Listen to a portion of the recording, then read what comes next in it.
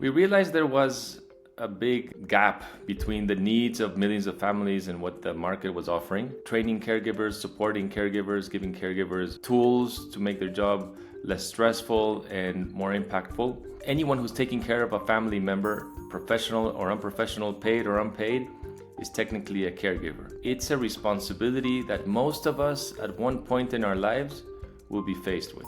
4 angel investors investing $10,000 each. The only salary we had was Ana. Ana did a bit of everything. She helped with recruiting, she helped with customer support, she helped with training. That's why the platform is called Ana. She was so great at everything, we wanted to reproduce her a billion times. The way to do that was to create a software. That's when you really get to understand your customers' needs. I was literally inside my customers' homes, understanding what they were going through. I'm completely convinced that everything is MVPable. I can't stress enough, for social enterprises, it's, I think, the best form of financing.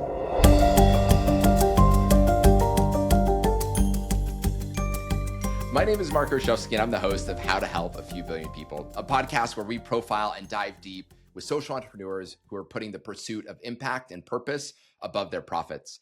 In this episode, we talked to Manuel from Ana, a groundbreaking technology platform with AI augmented tool that helps caregivers around the world provide better care to those in need, particularly an aging population. I'm actually looking at their website right now, and it's so fun to look at because front and center is their aspirations for the future to create over 100 million formal jobs, to help save over 30% in terms of cost of care for those people that need care at home, and to positively impact the lives of 1 billion people. So when you say 1 billion people here, we're talking about particularly an aging population. So what Ana does is it helps people that are aging and are aging at home, some of them with very acute conditions, say dementia, to others that just are slowly losing the ability to live fully on their own, and they need somebody in the home that can help care for their mental and physical health. Now, a lot of the people that provide that care are what we would call the informal economy. Maybe they're not formally employed, but they are being paid to some degree in order to help this population. But especially in informal settings, these people then do not necessarily have formal training, and they also maybe don't have their support, because let's be honest, caring for somebody that is sick, whether that's physically or mentally, is really exhausting and can be really challenging.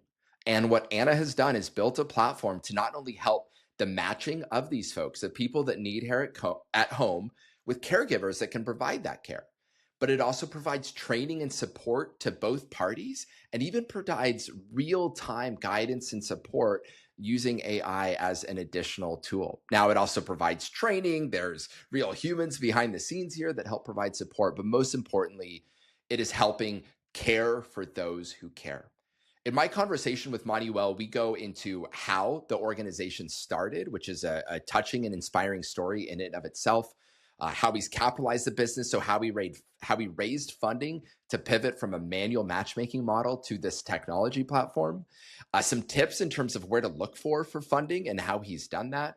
We also dive pretty deep for a little bit into some actual legal language around different financial and funding instruments. So some of you might love that. Some of you might fast forward through that section. But then ultimately, we also get to the personal side of things, is how do you really create a human-centered focus, not only for your team, your co-founder, your employees, your customers, your other stakeholders, your investors, but also for yourself. So this conversation with Manuel left me fired up, left me energized. It also left me smarter. And I really hope you have the same takeaway from this awesome conversation with Manuel. So without further ado, let's jump in.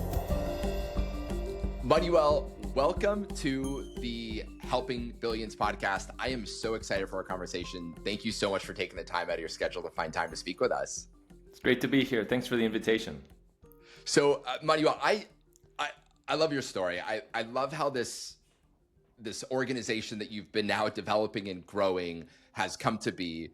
I think it's incredible how you've identified this market that literally has the ability to positively impact the lives of not only tens of thousands of workers, but also millions and eventually billions of people that receive care at home, usually through informally employed workers. So that's what Ana is doing as a company, right? You are developing a place so that people, care workers, caretakers that are in people's homes in locations around the world have access to knowledge, to training, to everything. You're using AI to improve training. You're using marketplaces. Like, you're doing so much, but bring us back to the inception. How Sure. did you even come up with this idea in the first place? Well, the idea has been evolving, as I'll tell you over the next hour. But originally, 2015, they say that when it rains, it pours, and it poured hard in August 2015. My father was diagnosed with cancer, my grandmother was diagnosed with Alzheimer's, and my father-in-law had a stroke. This all happened August 2015. And it forced us to start getting help. All three of them needed some kind of support. And it made me realize just how difficult it was to get reliable help, how informal the sector was, how fragmented the industry was, if there was an industry at all. And just by sheer coincidence, I was finishing up a project. I was looking for something new to do. So fixing the caregiving industry seemed like a big enough challenge that I would want to take on. I love that. How hard could it be? Tell me a little bit more about how that kind of came to be, though, and ultimately why you decided on pursuing a social enterprise, right? A business model solution to this problem, as opposed to, say, a philanthropic or a legislative solution to it. Yeah. So we realized there was a big gap between the needs of millions of families and what the market was offering. And that gap was training caregivers, supporting caregivers, giving caregivers tools to make their job less stressful and more impactful. And we decided, instead of just coming up with a technology that we wouldn't understand, to start with a caregiving agency. And we call that caregiving agency Paz Mental, which translates to peace of mind. Part of the reason for that is that at first we decided to only accept patients with dementia or Alzheimer's or cognitive decline. And we decided to do that because those were the patients that everyone else was turning down. And because we thought there was a paradigm to break there, because when a patient is diagnosed with dementia, doctors usually say there's nothing to do but wait it out. And we thought there was a lot more to do. And although we don't have the cure for dementia, I think we've been very creative in incorporating, or we were at that time, because we're not solely focused on dementia anymore, but we were very creative in finding therapies that would at least reduce the rate of decline. But going on to tell this story, I said at first that the concept has been evolving. So at first we were focused on the patients, specifically on dementia patients. But that led us to understand that the woes of the caregivers were much greater. And so over time, we began switching our focus from patients to caregivers. And caregivers comprise a pretty large sector of the population, depending on how you count them. Some people count all mothers as caregivers, some fathers as caregivers. Anyone who's taking care of a family member, professional or unprofessional, paid or unpaid, is technically a caregiver. And that's what makes it so appealing. It's not a niche for a certain kind of profession. It's a responsibility that most of us at one point in our lives will be faced with. And that's why it's so relatable. To your specific question, it's just, I think, my nature to believe more in social enterprises than it is to believe in NGOs. Part of it, I guess, is my nature. Part of it is the States has done an amazing job at creating a whole ecosystem for non-for-profits. I don't feel it's the same way for Latin America. They're greatly underfunded. In fact, governments make it hard to start an NGO because there's this long-standing idea that social work is supposed to be done by governments and not by private individuals. So it's a difficult. I mean, I consider heroes the people who go into the non-for-profit sector in Latin America, but it's surprisingly easier to navigate and the for-profit sector, and it also just feels like it's more sustainable. I just didn't want to spend all of my life fundraising. A bit of irony there, because as an entrepreneur, you pretty much spend half of your life fundraising at least. But I didn't expect it to be that way. At least there's some income that doesn't rely on constant fundraising. But yeah, it's just my nature. It's just, I think my definition of success personally for me includes some sort of a financial success. And I thought there was a way of putting it all together.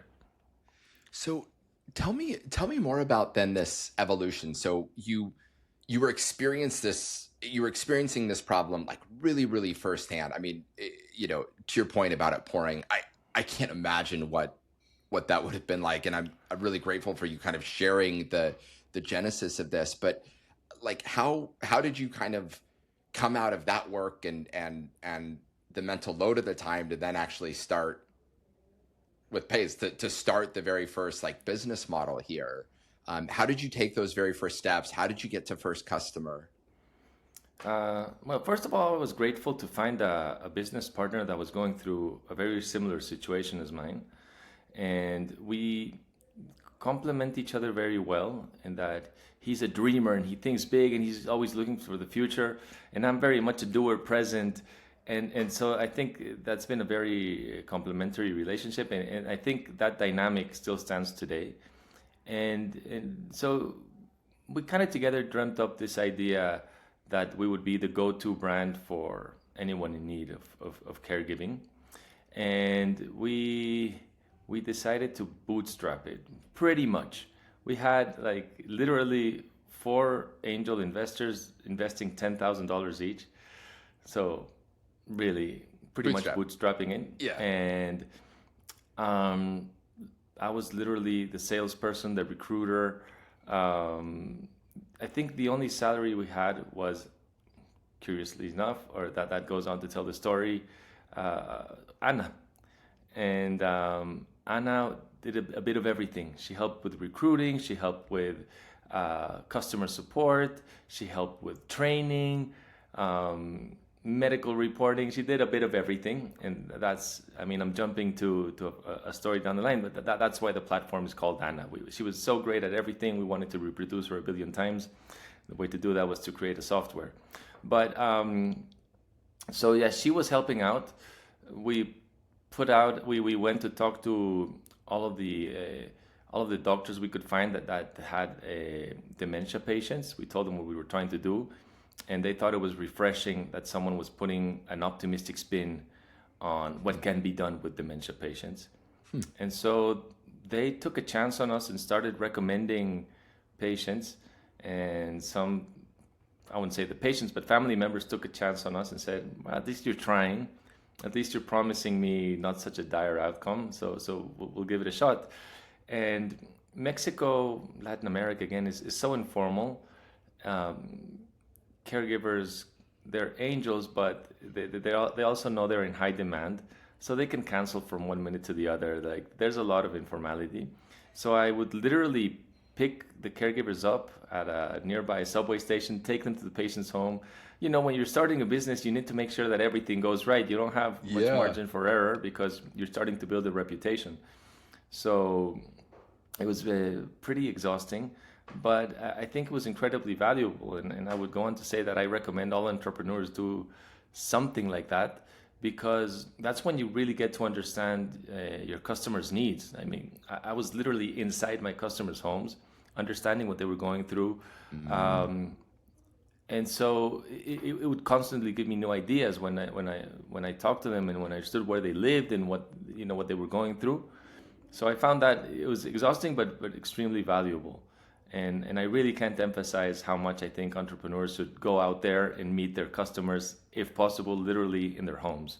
Yeah, that's fascinating to me. So when you were starting here, so before Ana became the Ana that it is today, right? The big tech platform that's Yeah. AI enabled. You're really more of like a manual service. You were matching patients in homes who were your customers to Yep. caregivers, usually from informal sector, and you were picking them up. You were spending time in the homes. You were monitoring. You were observing. You had that like proximity to Well, not only the sales process, but also it sounds like the delivery aspect as well. we had like our first version of Anna was a white label chatbot that I found, and it was one you could program, but it was very easy to program. I think it was like an Indian company, and it was a web app, so we didn't have to, be experts at it. We just created like the decision tree pretty much, and caregivers would report what was going on, and then we would get to see that in an Excel spreadsheet. It was very unsophisticated, but at least it gave customers a lot of confidence that we were actually following up with what was going on.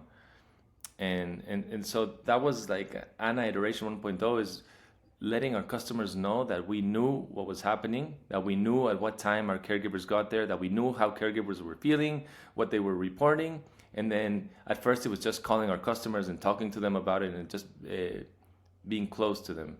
But Anne has evolved along those lines, like letting family members know that someone is out there watching for their loved ones, and someone is out there supporting caregivers in whatever they might need. So that's how the evolution started, because we incorporated one question, and that started making all the difference. That one question at the beginning of the day when caregivers made it to the patient's house, we would ask them, how are you feeling? We wouldn't ask them about the patients, how are you feeling? And that that gave us so much information, underappreciated, tired, burned out, alone. And so that's what first opened our eyes to the real challenge being the caregivers. And at first, our slogan was like, happy caregivers, happy patients. It evolved to the current slogan, which is we care for those who care. But, they're kind of similar. But it seems obvious in retrospect, and when I talk about it, it may be obvious, but it wasn't obvious to us what the hardships that caregivers go through. And so when we decided to move out of just the dementia space and into caregiving for whatever patient needed some kind of support, that's when we switched our focus to saying, you know what, we're not going to become experts in all of these diseases and all of the causes for caregiving, but we can become an experts in supporting caregivers. And so that's when we changed our focus. It's so interesting. And this is why I love talking to social entrepreneurs, because so I'm based in the States, right? The Silicon Valley solution to this problem, right, probably would have been more like Uber inspired, which is like create some I don't know, maybe carrots, but primarily sticks. Like caregivers, if you don't show up on time, you don't get paid. Like if you don't, Yeah. And what you did was different. So when you started with almost like a manual matching of like, hey, if you are a family member that has a family member that needs care, or if you just need care directly, we're going to help you find a good caregiver. We're going to help make sure that caregiver gets there on time. And in doing that, you were really you were looking at this problem very holistically, systematically what's going on, but also very humanly. Like you were picking that's what you said earlier, you were picking these caregivers up and you were and in so doing, you learned that they didn't need sticks in order to show up time. They needed care, they needed empathy, and so you started to then develop a solution for them, the caregivers, and that's what really became Ana, the platform that you have today. Yeah. The other thing that happened along those lines, we started offering free training Sunday mornings. Like the caregivers work 5-6 days a week, and then we said, if you make it Sunday morning, we'll give you free training on physical rehabilitation or how to inject the patient. And so many of them started showing up. I was like, wow, this is our only free day, and we asked them to be there on a Sunday morning, and all of them are avid to learn more. So another big component of Ana is training. That's why I mentioned it. And it's just like, it's not that we had the idea firsthand. We started offering training to whoever wanted it, and so many of them showed up. We said, this is another need that the market isn't covering. Interesting. So then that's really what Ana's doing today. It's not only helping caregivers find work and not only helping people that need care find caregivers, but you're also providing it seems like, assurance to those that need care. Yeah. And you're also providing training to these caregivers so that they can move through the day with less stress and be more effective. Yeah. And I would imagine probably earn more in the process as well. And yeah, exactly. Like improving the livelihoods of caregivers is essential. So all this training inevitably leads to that. But also one thing we noticed is the courses where most people showed up were self-help, were like self-care. So like meditations, like there was a course on meditation or breathing exercises or stress release. And so a lot of the educational content that we have is actually like self-care. So it's not it's not all designed for better pay. It's designed for better life, better living. Wow. I want to continue on this journey then of how then this app continued to grow, how you're integrating AI, how you funded it, et cetera. I want to get into that. But before I lose this one kind of thread, you mentioned something earlier related to your co-founder dynamic that I thought was really interesting, right? Mm-hmm. Where you have like a different kind of skill set, but it seems like you're really complementary with each other. Tell me, emphasize for me again your differences, and then I want to follow up with the question, which is, with those differences, how do you collaborate so well together? Because oftentimes that difference can really lead to founder tension. Yeah, so I mean, I'll answer that second one first. I think it's the recognition that the other person has skills that you don't, and like being fine with that, like not pretending to be, you know, the perfect entrepreneur with 100% of the skills. So I think he recognized that I can, like, he has a million ideas per minute. It's amazing because he's a dreamer, and I appreciate that about him because, like, for instance, like we wouldn't have become an AI company if he hadn't spotted it like so fast, so early on. Like as soon as AI was a thing, we need to be like, and I was more, well, right now I can't see where we would be applying it. But I think he appreciates, on the other hand, that out of those 1,000 ideas that come up every minute, I can like cherry pick the ones that might work and actually like make something with them. So he appreciates my skills, I appreciate his skills, and it's been a good balance, like say in how we spend our money. Because he's always thinking of the investments we need to make for future success, and I'm always balancing it with like, well, what's our runway, like how much income are we making, and so it's kind of like a rubber band, like he stretches it and I pull it back, and I think but it works because of the recognition that we appreciate each other's assets, and it's been, I think, a pretty good balance. And when we talk to investors, when we talk to clients, like it's very evident our personalities are extremely different, and like I think investors have recognized that we make a good team, that we complement each other, that the fact that we're not the same is an asset for the company. Yeah. I want to spend just a little bit more time here because I think it's interesting, and from my own experience, having a co-founder also that was like ideas, and still have a great relationship with my co-founder at Moving Worlds, even though he's not operationally involved anymore. But like during the times when it was stressful, like it was stressful when he was coming forward with a bunch of ideas, and I was looking at the finances. I'd love to like be in the room. So can we experiment here? Can we do a quick role play? I'm curious to see how you do it. Okay. So we're time in the business. We're stressed out. Work is hard. We're a little bit below target. We're looking at runway problems, and I'm your co-founder. And sorry, remind me your co-founder's name. Ariel. Ariel. So I'm Ariel. I come in and I say, Manuel, I've been tinkering with this AI on the side. It's incredible. Like we need to incorporate it into Ana, and we needed to do it yesterday. We're already falling behind. The way that I think it could help is like save a bunch of time in terms of patients and give them like faster response. I think it could help caregivers like almost as like natural therapy. And I'm going to keep going here. There's so many AI ideas that I have. I would say, I like the idea. Ariel, unfortunately, like we don't have the money to do what you're thinking right now. But why don't we think up together of an MVP where we could test out the idea without having to make a big investment? Like, what would be a good MVP? Manuel, it's AI. We can't MVP this thing. Like we got to go. We got to invest. Like it's yeah. You can totally MVP AI. I mean, if you think of a large language model, you can like we can have an intern answering everything that like and just seeing if that kind of response works with patients. So, but I mean, I would distill all of the answers, and he does the same. And I think, and this is pretty much in the open. It's like the way we react to ideas is like it's like I think they call it like the sandwich theory, where first you say something positive about the idea, and in the middle you pack in what you don't think is going to work, but then you finish it up with another piece of bread, and so like it's like bad news but wrapped up in something soft. So like I never turn down an idea. I always I always suggest a way we might test it out and work it out, and I think that's it. That's what I loved hearing you say. You're like, hey, we could MVP this.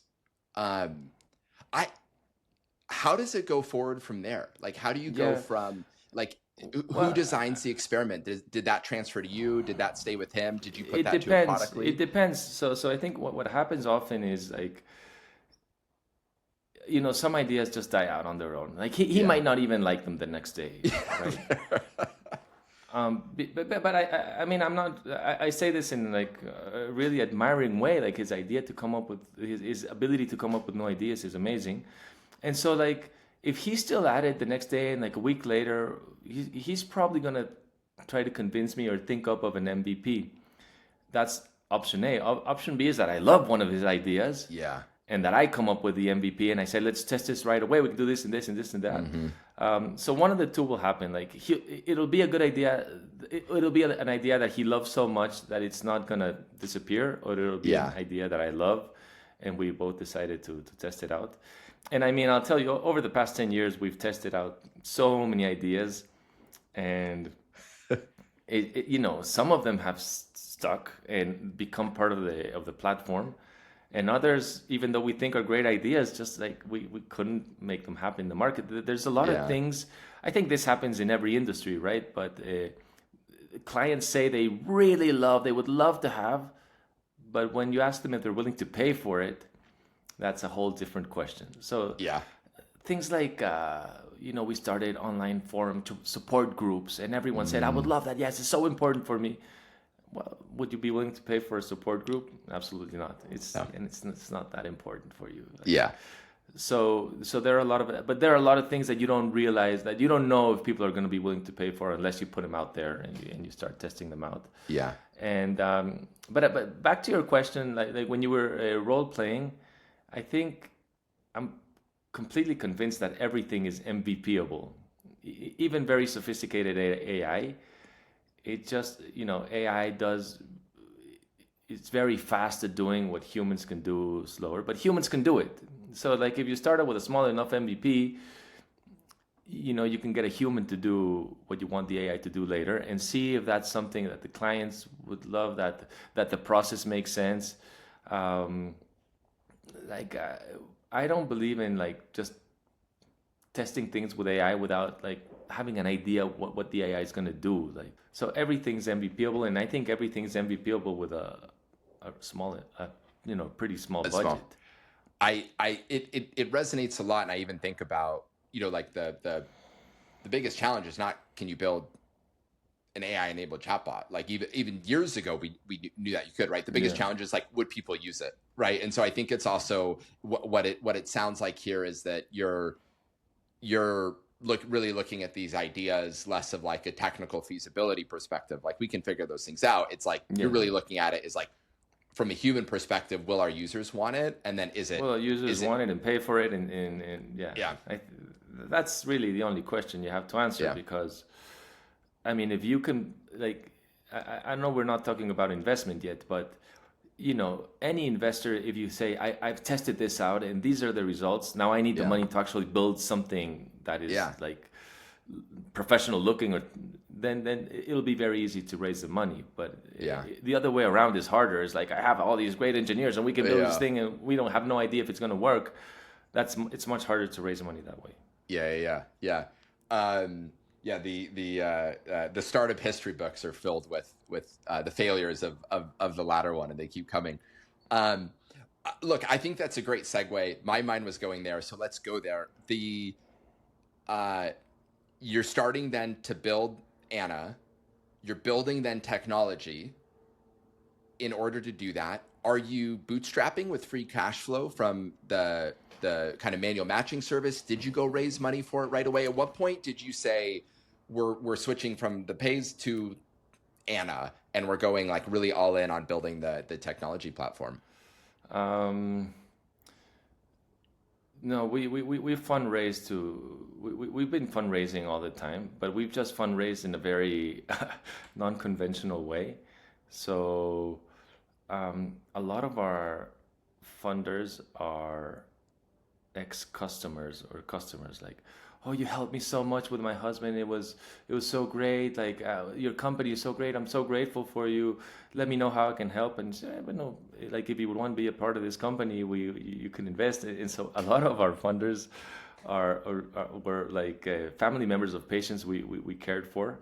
And so it's like non-conventional because we didn't have to pitch anything. It took us a while before we really came up with a deck. It was just like, well, you know us personally. If you want to be part of this dream, and then you can invest. And so like we took the friends and family to friends, family, and customers, and a lot of our fundraising was done like that. Like up until we started working with Inter-American Development Bank, we really had no need to have all these Excel spreadsheets and decks and investment memorandums. It was just, well, you know what we're trying to do. We think it's worth this. We're not sure. We were very honest about it. And it was positive because it was very low stress investors. They were investing in an idea and a dream, and we always told them, do not invest anything that you need in your life or that you're counting on. Just invest something that it's like we later found out there's a space for this called venture philanthropy.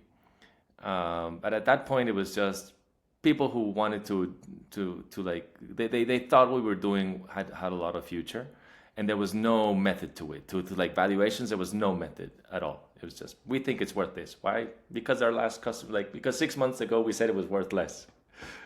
Tell me a little bit more then about the mechanics of this. So let's call these people angels. Were they giving donations? Were they? No. Was it a safe? Was it, or was it even more flexible? It was just like, here's money at some point in the future. It'll be worth something. Like, come back. No. We did establish a valuation. Okay. And then we just once a year we took on money at different valuations and we capitalized it formally. Okay. Later on, because the safe figure is not so clean cut in Mexico as it is in the States. Yeah. Later on, when we went to an impact venture accelerator, we incorporated a Delaware LLC, and then when we got the money from the Inter-American Development Bank, and then like we started using safes. But before that, we agreed on a valuation, and then we just capitalized all those once a year.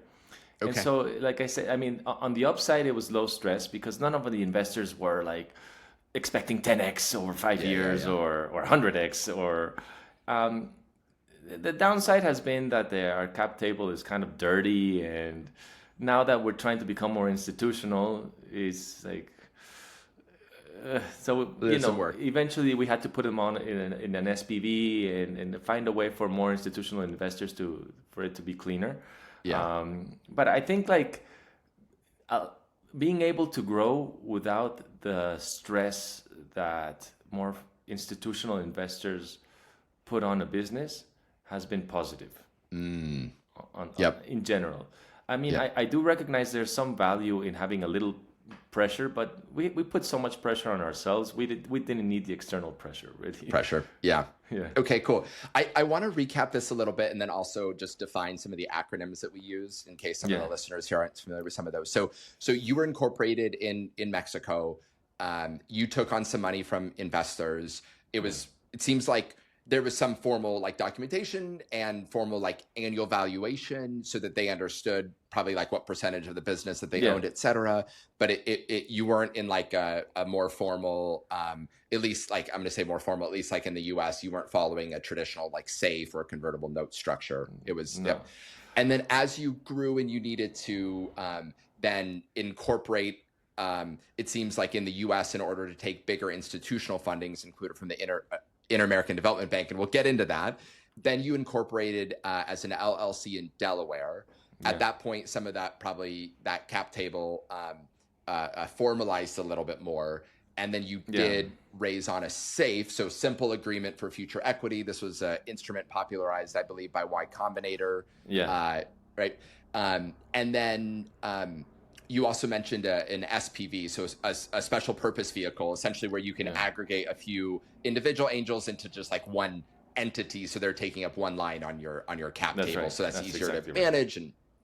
And so okay, so you've done that, you're growing, and it seems at some point you said, okay, I need probably bigger checks, and I need to become more efficient in managing investors. Then you saw an opportunity, and if other steps happen first, please kind of correct me. But then you saw an opportunity with the Inter-American Development Bank. How did that come to be? There's this organization called Tech for Good, and we were trying to work with Tech for Good, and we were asking them for their help to help us make introductions to potential clients. We weren't thinking about fundraising. We were more concerned with finding clients, and they said, have you seen, like, what you're trying to do, I think would fit really nicely with this the Silver Economy Challenge that the Inter-American Development Bank has come up with. And it basically said, we are looking for Latin American tech companies that have found an ingenious solution to the challenge of caring for our elders in the region. And so that pretty much sounds like us. So we presented Ana, and Ana, as I said, the original name was because of our first employee who did everything well. But when the Inter-American Development Bank asked me what Ana meant, I don't know why at that moment it just came to me, and I said it's automated nursing assistant, and they thought, oh, that's pretty good. And so like that's why a lot of people refer to Ana as ANA, because we always use CAPS, the acronym. So both are true. It is an automated nursing assistant, and it is in honor of Ana.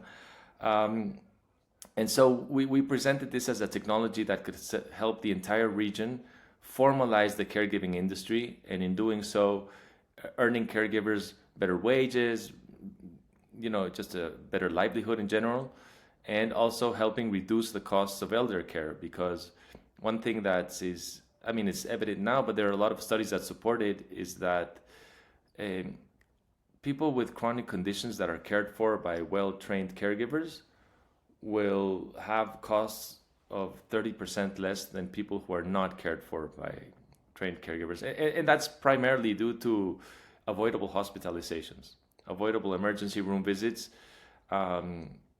is like a major driver for high costs. And so, so investing in caregivers can help reduce the costs of the healthcare systems in general, and help support one of the only jobs that won't be displaced by AI. Not in Latin America. I know it. I know AI is doing that job in Japan and Korea, but like it seems very distant, if ever, that it'll happen in this region. The Inter-American Development Bank forced us to clean up our finances. We were formal in that we paid our taxes and things were clean, but we really didn't have the muscle to present our financials in a way that a bank would want to see them. So it was great that they forced us to build that muscle. 6 months later from getting the grant, we also got accepted, or someone recommended that we go to an impact, a startup, a venture, not a venture builder, but what do they call them? Like an accelerator? Accelerator. And there was this one in Sweden called the Norsken, and apparently, or at least it was positioning itself as like the main impact accelerator in Europe. And we thought the Europeans would be especially for our industry, a lot more in tune, like they would understand the need because, you know, Europe is much ahead of the curve in terms of aging. And so they would understand the problem very well, and they would see how inevitable it was that it was going to reach Latin America. And so we got accepted to this impact accelerator, and that forced us to clean up our financial, I wouldn't say our financial act, but our financial reporting at least. And it's something that for like if you haven't never done it, financial reporting is a lot more complex than one would think.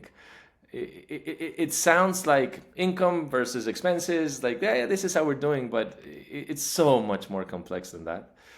And it really takes a while for an organization, a startup especially, to like build that muscle, because as a startup you're just thinking of like selling the operation clients, like actually like you never have the time to organize, you know, your reporting. But it's a very important muscle to build if you want to keep growing. Yeah, it resonates so much. Total side note, I have a master's in accounting. I know my way around like spreadsheets, financial models, like all the things. And I still feel as the organizations like continue to grow, like increasingly less equipped and time starved in order to look at it and use it as a more strategic tool. And actually one of our other guests, so our episode with Anish from Ashaya / Without, talks a lot about finance. We talked a lot about how much he was in models. So your point, I think, is really kind of resonant with him. And it's a lot of work to really be in there. And so also anyway, side note, but please continue. Yeah, also because it combines like that part of a model where you combine your history into your projections, and like that needs to be congruent, but at the same time it can't be that congruent, because as a startup you're trying to show that really rapid growth is going to start happening. And so like saying, well, how are you projecting this in the future? Well, because things start accelerating. So I don't know, someone once made the joke that they said, you know, what the Microsoft application is where most fiction is written. And it's like, if you're an entrepreneur, you know, the answer is Excel. Yeah, very much. I love it. But yeah, learning how to play with numbers so that like you're being truthful about your history, but also laying out the possibilities of the future that don't look like your past. Is an art form.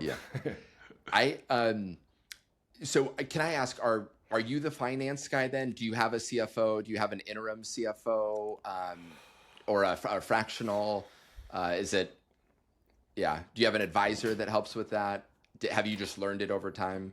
Yeah, I think I've just learned it over time, and my partner also participates in this. And what we have now is a monthly finance committee where we do invite some board members, and it's me, and also again, like the Inter-American Development Bank's guidelines about what they expect to see has also been kind of a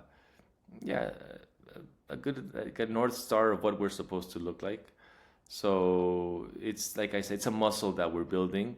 It's when you're fundraising, like I'm always like, it's never a priority to have a CFO, because you want to bring people in who can help grow the income, and so we always like, well, yeah, we need a CFO. We know we need him, but we'll push that down the line a little bit more. I think though in our next round, it's going to become a priority. I think the organization is big enough and complex enough that we can't hack it anymore like we've been doing so far. Hitting very close to home. We just onboarded our first fractional CFO, and we're unlocking value there. And again, it's like I thought I could do it for the longest time, right? So you raise money from the Inter-American Development Bank, and I think for our listeners, it's important to know that these institutions exist. So I'll try and explain it a little bit, but you can layer on because you're more intimate with them than I am. But a lot of regions around the world, like there's a European Development Bank, there's an Asian, et cetera. And they are banks that have essentially received financial contributions and capital from a number of countries in that region. And then they deploy that capital. Some of it they do via grants, some of it actually as equity investments. Yeah. or some of them either in debt instruments. And they have, I mean, some of these development banks are massive, and they come up with lots of different ways of deploying capital. So you received grant capital from the Inter-American Development Bank. Is that correct? Or No, we received what they call a contingent loan. oh, okay. Tell us more. So it's a loan with 0% interest and contingent upon achieving the goals that the loan was given out for. So there's no collateral. And so we set out, we negotiated, what are you going to do with this money? Well, we're going to create this platform, and it's going to be able to, we're going to license it to 100 companies, and I think this is what's going to happen. And they said, all right, so if you achieve these goals, then you can pay back the money over an 8-year period. So it's very, very, very generous terms. And if you don't, you don't. And so it's technically debt, but it feels like a grant because it's such a generous form of debt. And this instrument is kind of it's a division of the IDB called IDB Lab. And so the amounts, well, I mean, relative to they were pretty big for us. But I mean, for an Inter-American Development Bank, there's small amounts. Yeah. And so they're willing to lose that because out of maybe 100 companies that they make these loans to, X number will succeed, and then they will need bigger loans, and then they can start doing either equity investments or more structured loans.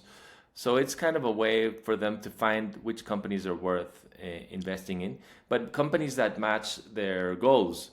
So the IDB and Silver Economy, I mean, it's obvious, but maybe not to everyone. It's everything that relates to aging, right? Silver, because of the silver hair. And so Silver Economy is a big priority of the bank. Nowadays, I would say even caregiving specifically is a big issue around the bank. They came up with a whole division called BID Cuida, the IDB Cares, or Cares for, and it's become a very important priority for the region. So they give out these loans or grants to companies that are fulfilling their mission as a bank.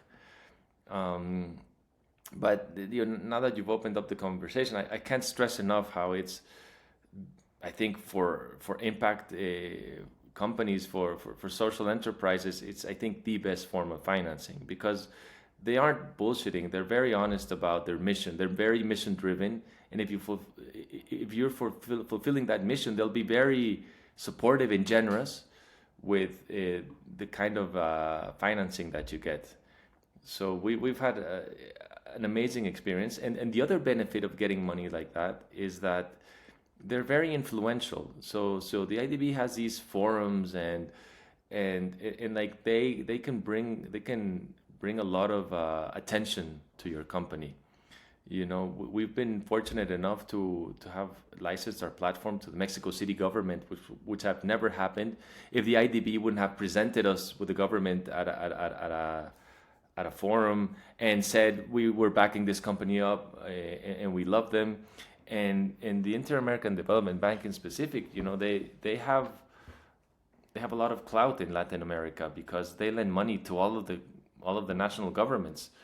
So and it's not just the money; they're also trusted as an institution with a lot of expertise. They do a lot of research, and so when the IDB says, "Oh, if you're interested in the caregiving sector, you should really talk to these guys," then everyone is willing to listen. It's a very powerful recommendation. So it's not just the money; it's the clout, it's the influence, it's the connections that they have.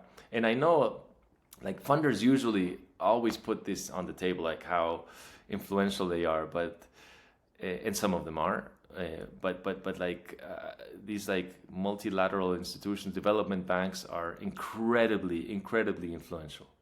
Yeah, that's really interesting. So then, as you received that capital, that kind of helped you grow a little bit more.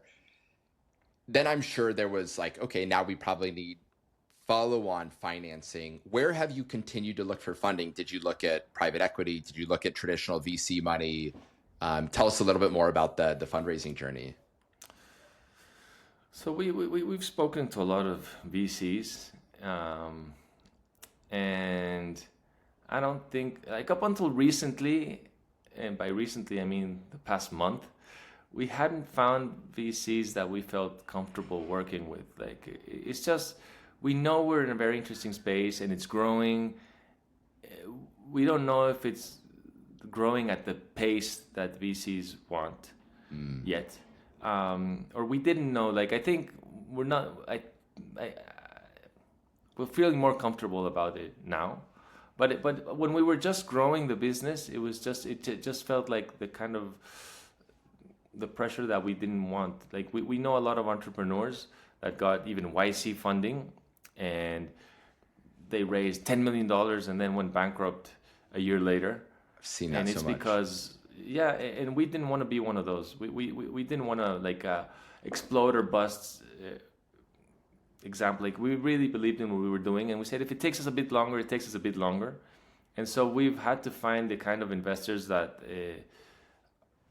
that really connect with our mission. And like I said at the beginning, like, so many people have had to dealt with taking care of a loved one, that so many people understand the problem. Yeah. That we've been fortunate that we've found a lot of investors that were more aligned with the mission than with the returns. I think recently we've had a number of breakthroughs in the kind of clients that we found that make our story more appealing for VCs.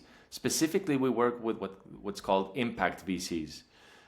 So impact VCs theoretically put a lot of value on impact. Some of them do. Some of them want the same returns as a usual VC and the added impact.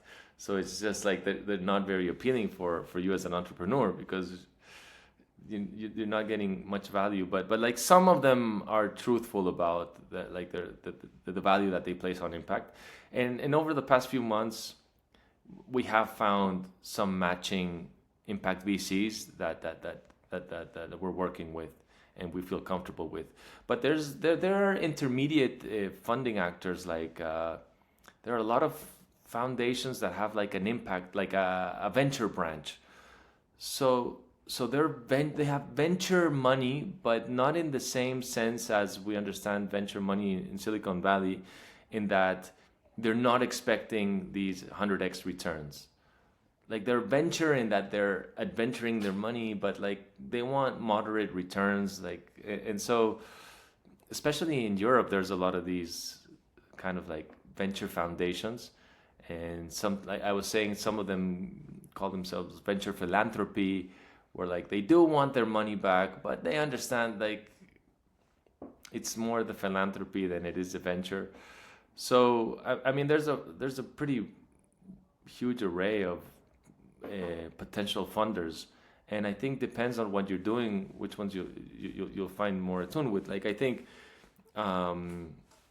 if you're coming up with a microfinance app, then like you'll find a lot of resonance in VCs, because they understand that. They understand that industry very well. But if you're in caregiving, it's just gonna make, they don't know it very well. That there haven't been many ventures in this industry, so they find it hard to relate. So it's just a matter for each entrepreneur in each industry finding the right match. I don't think there's one better than the other. It's what works for us. Yeah. It has been other sorts of funding. Yeah. I want to talk about this more, because you mentioned, like, people that went into YC, raised a lot of money and went bankrupt, right? And I've seen the same thing. I've seen a lot of entrepreneurs kind of get on this like venture capital conveyor belt, right? It's like they raise the safe, and then as soon as you have the safe, it's like, well, you don't technically have to go raise VC money, but the pressure is kind of there for you in order to do that, right? So you're just advancing to the next round. You're advancing to the next round, and you said something that I think was interesting. You said, like, theoretically, they care about impact. And so it seems like you were kind of picky, like you were having conversations because you knew funding was important. And that's a very common path for people to pursue. But it feels like you were doing diligence on these investors to say, like, we really need to ensure there's alignment with our mission too, right? And we're willing to take slower growth in order for that to happen. How did you suss that out? How did you know that, especially now the funders that you're talking to, how do you know that they're not just saying it, but they really are willing to better balance the need for purpose alongside the financial returns? I think it becomes evident pretty fast once you're having a conversation.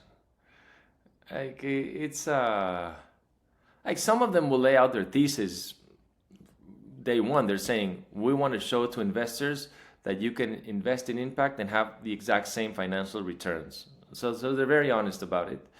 But I don't know, you vibe, like you feel the vibe of people, like, and you hear their personal stories, you see what other companies they've invested in. And then one thing I would always recommend is that you say, who else have you invested in? Can I talk to them? And that you ask, that you talk to other entrepreneurs they've invested in, and you said, wait, wow, what's your experience been? So, you know, it's important to understand, I think, as entrepreneurs, I know a lot of people who put themselves in the position of like, I need money, so I'll do whatever the money. And like, it's important to understand that they also need you. Like, you know, they just raised a lot of capital from LPs, and they need to place it somewhere, and they need to play. And so like, they need you as much as you need them. So you can ask from them, like, what are you like? It's not just you answering their questions. You can ask as many questions as you want, and they have to answer, and they have to be appealing to you too. Like, I think in Mexico, I don't know, like, I think like Silicon Valley, like a lot of investors are better trained for this. But in Mexico, I see that entrepreneurs like lay down at the investors' feet and like, what do you need? What do you need? What do you need? Instead of understanding that investors need them as much as they need the other one. So like, but it, you know, sussing people out is something that you think you always do, right? You don't always do. It's like hiring people. Yeah. People at interviews are like, oh, this is going to be a great employee. He's going to lead the tech. And then like 3 months later, I made a mistake. So that can happen too. And it's just something you get better and better at the more people you talk to. You know? Yeah. That's okay. So I want to add just like a quick kind of educational element, just because you use an acronym in there from an LPs. And I think that's important to also think about as entrepreneurs, right? So a venture capital group, if they're formal, will raise a fund, and they'll raise that fund from LPs, limited partners, right? Those limited partners put money into the fund, and the VC then operating that fund is trying to deploy that capital within a set period of time. And they're probably also making some commitment into the time at which there will be a return back to their LPs. So they're actually, they've put themselves in a position that they need to make a lot of investments quickly, and they need those to be very, very high growth. So it's not that VCs individually are necessarily bad people, but they're operating in a system that is really prioritizing fast deployment of capital and really trying to put pressure then on entrepreneurs for high growth.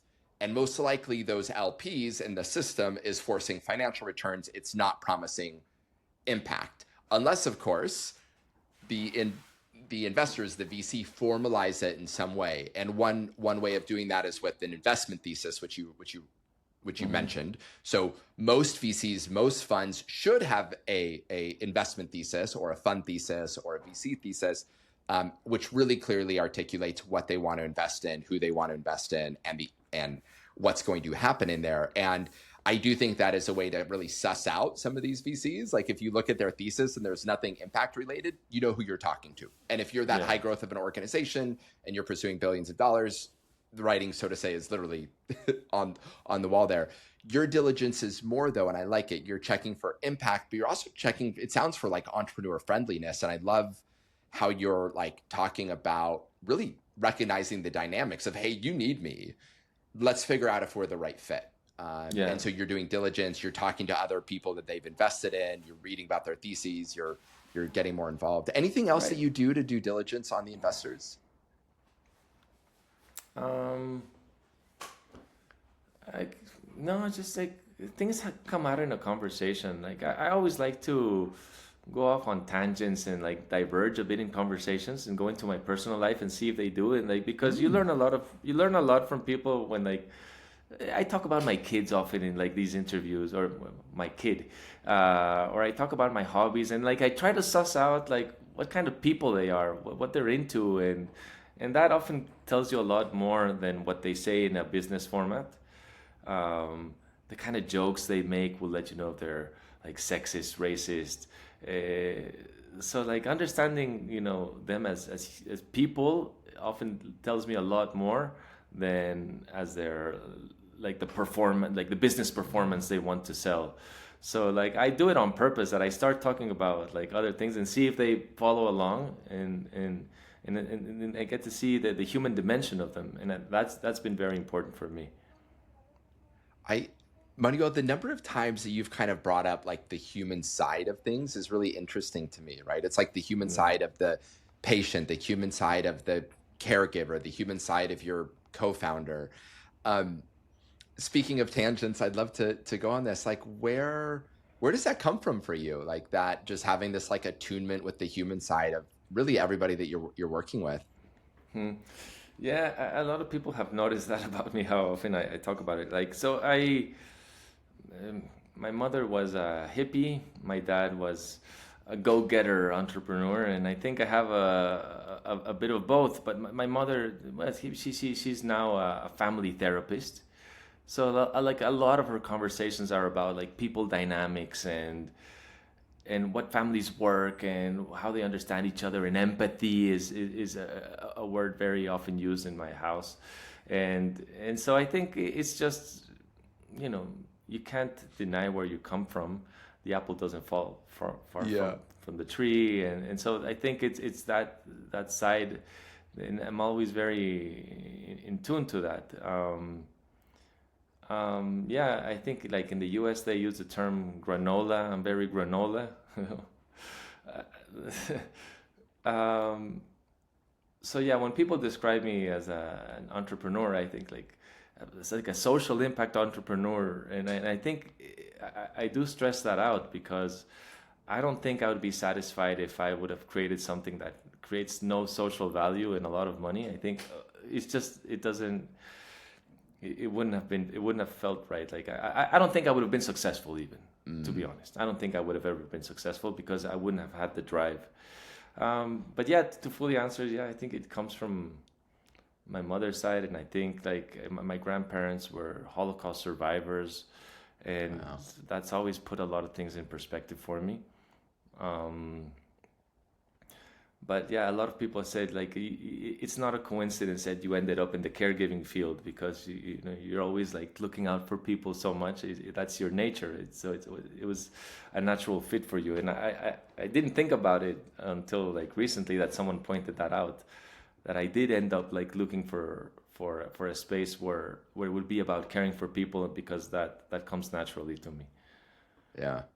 Wow, you shared a lot in there that I really appreciate you opening up about, and just like on a very personal thread. My dad's parents, so grandparents on my dad's side, also Holocaust survivors out of Poland, and it's always struck me um, like how much um, like attunement with the human condition comes from him, Yeah. and so that's yeah, interesting to just kind of hear you say that. I haven't talked to another entrepreneur who's had that experience kind of directly, so that's fascinating to hear.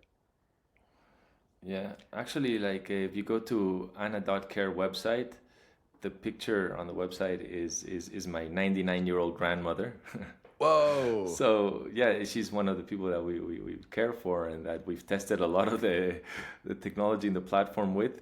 Um, Wow. so I don't know what company it was that said, I'm not just the director, I'm also a member. I think it was the Hair Club for Men CEO or something like that. Okay.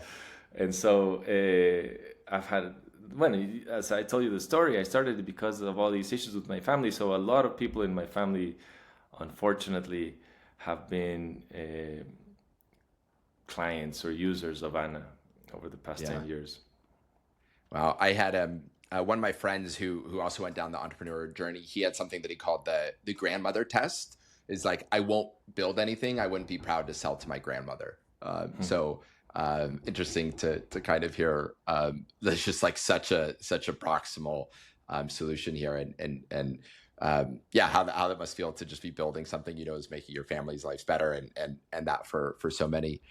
Um, you know, uh, Coming back then to what's next for you as you're kind of continuing to grow here.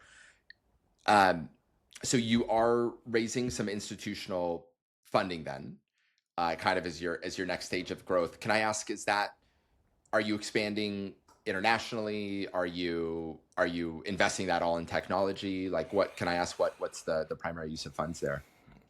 I think about 1/3 is building a stronger tech team. 1/3 is being a C-level team. I was saying we're going to start bringing a CFO and a CMO, like a lot of these jobs that we've, as funders, that we've had to do it, and we're our own bottleneck. Like we can't do these jobs very well, but we've done, and so we're bringing in a C-level team, and the other third of the money is marketing and advertising and like stronger growth. How what on just on the bottleneck comment, what signs really showed up where you're like, I'm the bottleneck and the bottlenecking will only get worse? Like what really made that real to you and said, our way through this is bringing in the right expensive talent? I don't know. I don't know if I can pinpoint to an exact moment. It just becomes evident where like you have your to-do list, and then like you're not finishing. Like every week you're like, I didn't get through half of my to-do list, and like it just keeps getting longer and longer and longer. And one day you realize, I'm the bottleneck. Like I'm the one making things slower here because I put so much on myself, and some things you let go and you say, well, they're just not that important.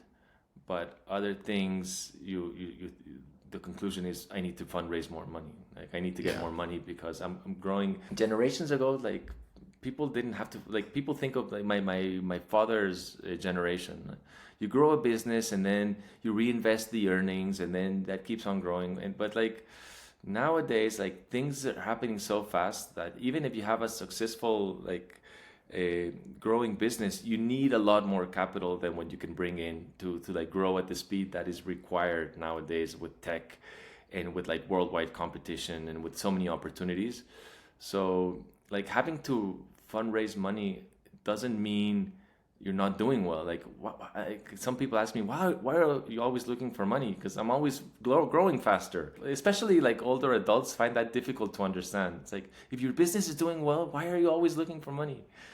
Well, because it is doing well and I wanted to do a lot better, right? So even though I sometimes criticize this like Silicon Valley ethos of like more stronger, like I understand it and I empathize. I just sometimes like realize how destructive it can be. Like I have this one specific company, like they did the electric scooters. Remember when that was a whole thing? Oh yeah. And they were the kings of the electric scooters in Mexico, and so they were YC and Silicon Valley like golden boys, and like their valuation grew by the minute, and then like at some point like they fundraised so much money and they're like they made it, they're a unicorn, and I talked to them 3 months later, like, how are you doing now? Oh, we're broke. We had to sell the company for $1. Like they had made it to unicorn. Yeah. Because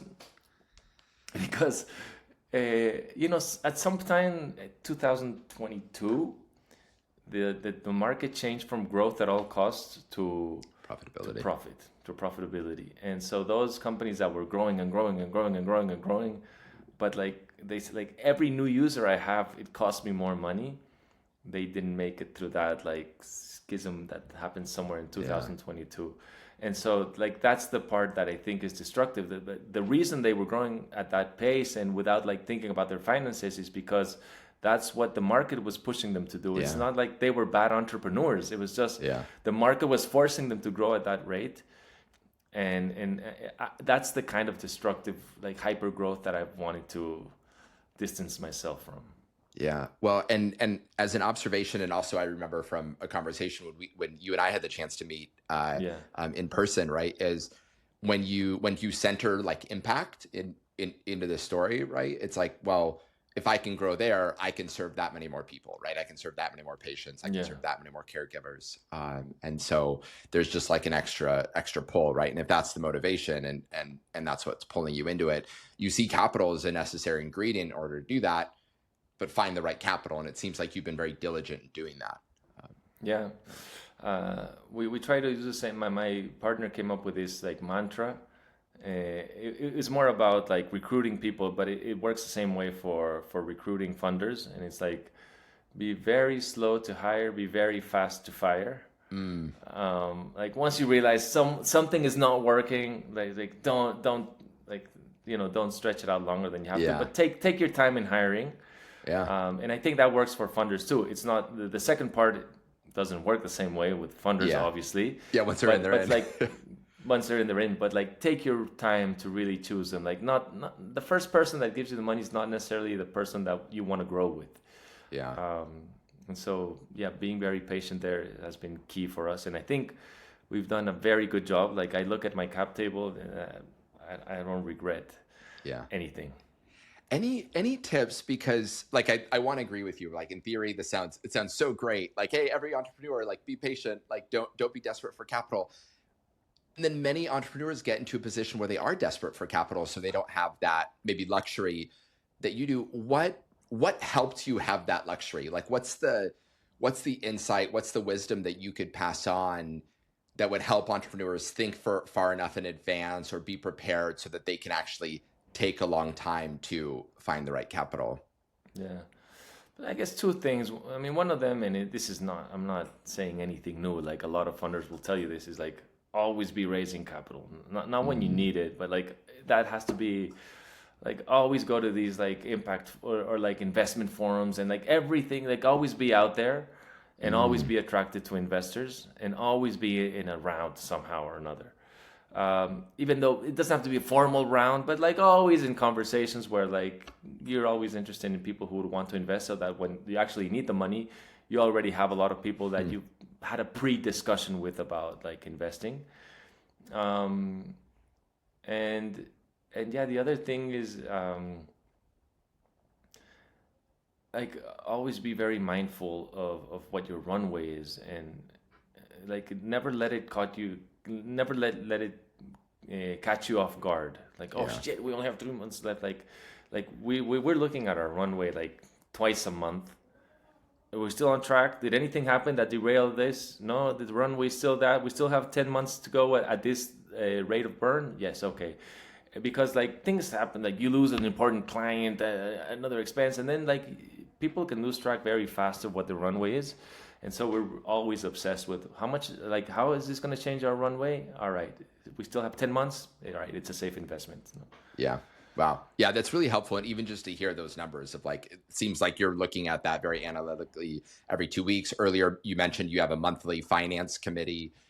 So yeah, there's a lot of diligence and rigor around that process. Yeah. So that's really interesting. In the 80s, no, they used to call it the Rolodex, like the people you can call. We don't have that anymore, but like we are always building these contacts of, who was really interested when I spoke about their business? This guy also said, I met this guy at a forum, like, and always like, and so what we do is like, we send these bulletins about how the company's doing, and we send them to people we met and we say to all investors, friends, and interested people. And so like, if they're always in the loop, then when you ask for money, they're like, oh yeah, like I know that you're very diligent in reporting and very on it. And so, yeah. How often do you send those bulletins? Monthly. Yeah. Very cool. I'm on a couple, and I tend to see more quarterly. So that's interesting that you do that monthly. But yeah, I'm trying to remember the movie. I'm pretty sure Leonardo DiCaprio's the actor in Wall it. Street. Yeah. Always be closing. Always be closing. Always be closing. Yeah. Okay. Manuel, we are getting to what I like to call our lightning impact round. So I get to ask a few questions in rapid succession here. So shorter answers, really just looking for the golden nuggets here. And so I'll start here. What is one mistake that you've made that you really hope future entrepreneurs will not make? overdoing it with the bootstrapping. Like some initial capital is important. Go. I love it. What is one thing you want all impact investors to know?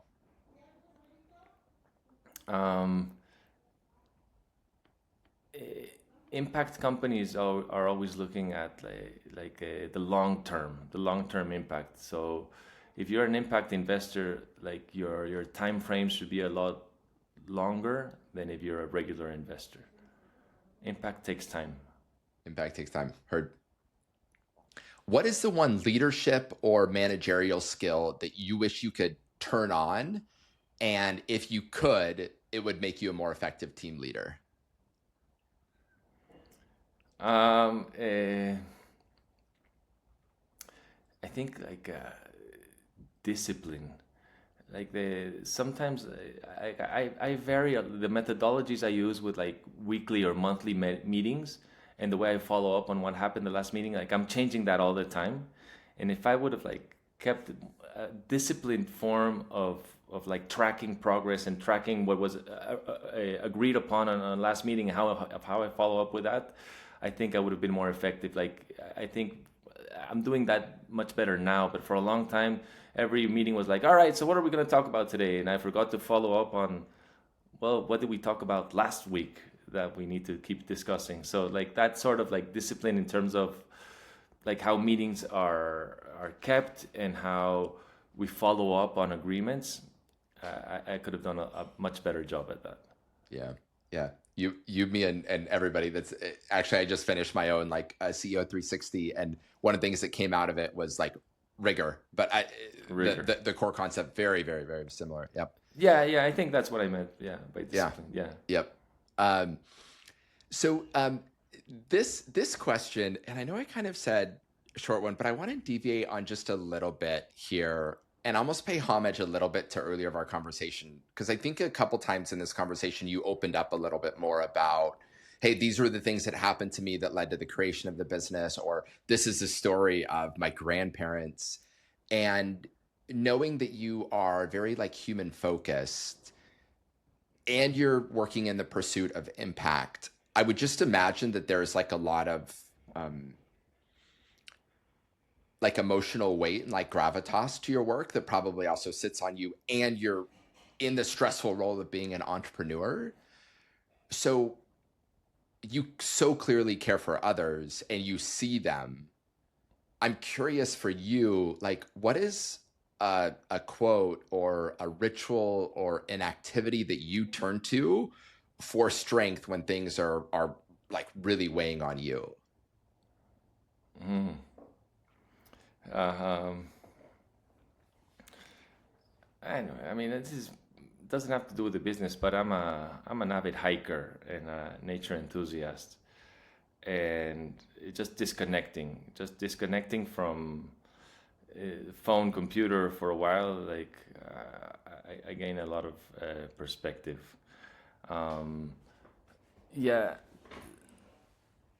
I think like if you don't give yourself those spaces, those times, like problems become a lot bigger than they are.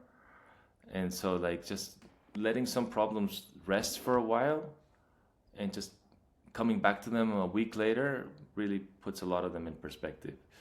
I mean, I also wish, back to your earlier question, I wish I would have done that a lot more than I have. Like I remember like really exploding or being hysterical about a problem that a week later was like, that wasn't really worth the trouble, was it?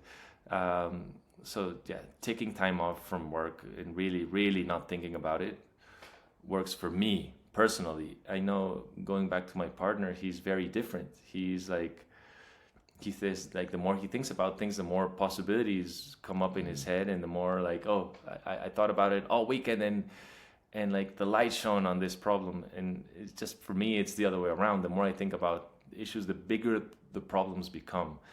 But it's just, we're wired differently. So yeah, that's just what works for me. Yeah, cool to have that attunement. Who is another entrepreneur that you admire and you follow and you feel like you've learned a lot from? You might have met him at the conference too, but Adi Beitler. He started Needless. I'm very much in awe of him. Also because he never loses like his, like sometimes I forget, like this is a journey you're on, and you can make it fun too. Not everything has to be dead serious and like, oh, I'm so mission driven. Like, the experience of an entrepreneur should be fun.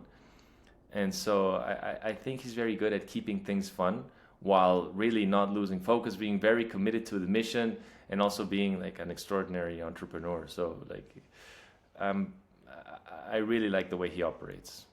Yeah, very cool. I just had an interview with Claire from Farm to Feed, and she was talking about that, bringing more joy into the workplace, more fun in the workplace. That's cool. Yeah. Who is somebody else that we should interview for the show? Well, if you haven't interviewed him, I would consider him. I met this other person at Davos called Madeline Ballard, who I was very impressed with like how she organizes community workers around health community workers in Africa, and I was very, very impressed with her. Very cool. We'll have to follow up. Yeah. And my last question here, Manuel, how can we follow you? How can listeners support you? Where can we subscribe for updates to the incredible work that you're doing? The only social network I have nowadays is LinkedIn. I'm convinced that the others are terrible for your mental health. So I used to be in all of them, but I dropped Twitter, I dropped Instagram, and now I'm only in LinkedIn. And I think it's good because LinkedIn, whenever I post things about that's happening to the business. Whereas in Instagram, I would just post about other stuff. But if you want to be like in the newsletter, if you want to learn about things, like I think if you, Ana.care, if you contact us and say, I'm just interested in following you and learning about it, I'll happily add you to that list. Cool. Amazing. Manuel, thank you so much for joining us today. This was fascinating. I loved all the different threads here that we followed, and I think kudos to you and your co-founder and your team for doing really incredible work. It was really, really an honor to have you here. Thank you for the interview. I enjoyed it a lot as well.